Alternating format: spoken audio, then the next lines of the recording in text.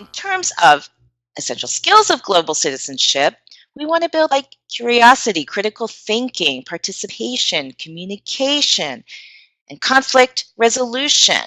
These are all areas of communication, things that are very helpful to our students. One, to communicate in English, but also just to be better people, right? Now, for young learners, there's so many ways that we are going to be able to help them build these skills. Now, of course, whatever we do in class, we want to arouse our students' curiosity. Young learners tend to be curious by nature. So hopefully we can arouse curiosity with our activities, promote active learning, encourage communication and collaboration, encourage critical thinking, and encourage teamwork. Now, a great way to do that is, of course, by using projects and group work. Easy, right? Some projects and group work to do. Here are some examples. Now, you can see here this amazing photo. Does anyone know where it is? This is in Barcelona. Yep, I see somebody from saying Barcelona. Okay, now the reason why we have this photo is that it's called Reduce, Reuse, Recycle. It's a thematic unit, right, about recycling. And what you see here is an art installation. An artist built these huge sculptures out of trash to create awareness about trash and waste, and about trying to think of ways to reduce trash and reuse our trash. And so in his case, he actually created sculptures that I think are kind of amazing, right? Here's another example of art. So do you see the animal there on the left side? Yeah, what do you think that's made of? It's actually made of old tires. So can see that, oh, this is a way to try to get students to be creative or think of creative ways to use trash. So one project that you can do to arouse curiosity, to get students to think critically, to also be creative, is to get them to take their trash and create something. Here's a project page for a unit. This student created a robot. But students can create anything, any type of object. Maybe it's something that they can use. Maybe it's something that is a piece of art. So the idea is to get students to be aware and then get them to critically and be creative.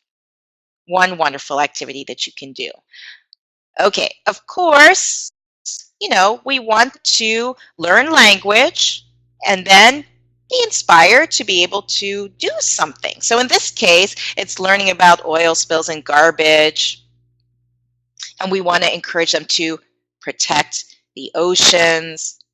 And so another project that is a great way to be able to get them to think about how they can participate in doing this and also communicate with others is to create some kind of a campaign to help the environment.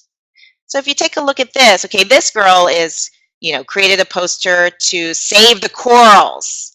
Okay, and she's using the language that she's learned about the coral reef. Reef and corals are an important resource. Scientists use reef animals to develop medicine. So important. Okay, and that's her poster. The assignment, which maybe you can or cannot read, is to make posters and cards about ways to help sea animals. So that is to research information, then make posters, make cards to hand out, and invite people to a community cleanup.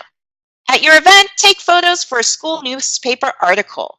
So you see how there would be so much communication involved among students. You're going to try to get people to participate in an event. You're creating something that is going to help people get information about why this is important.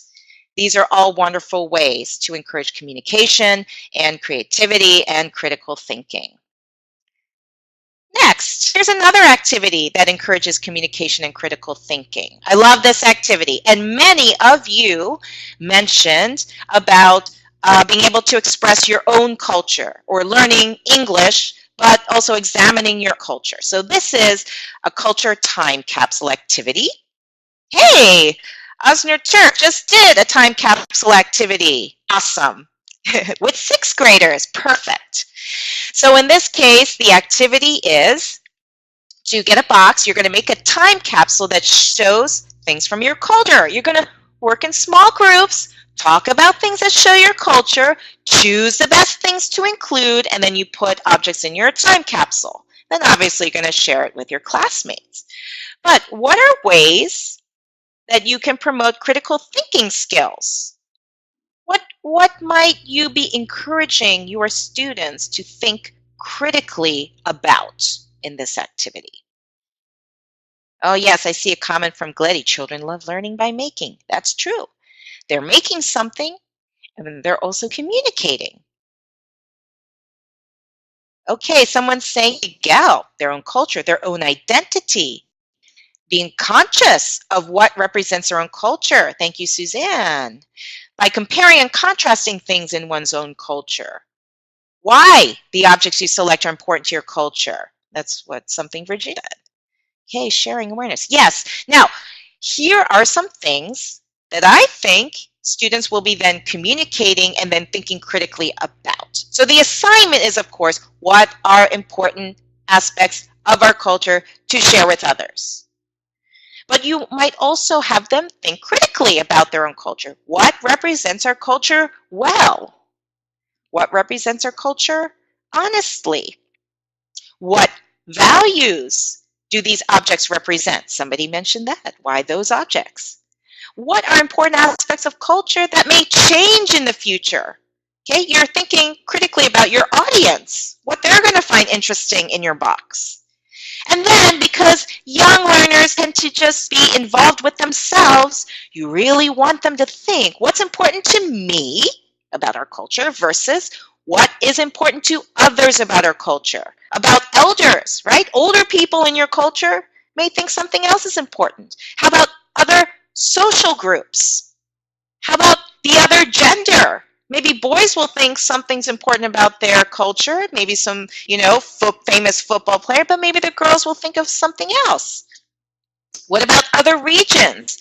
There's many countries, right, that are huge. Russia, Brazil, they're huge countries that have many regions that represent other cultures. So in this way, right, as Uku said, the questions raise cultural awareness. It actually gets students to think more critically about their own culture. And guess what? When you examine your own culture in more depth, it helps you to understand other cultures more easily.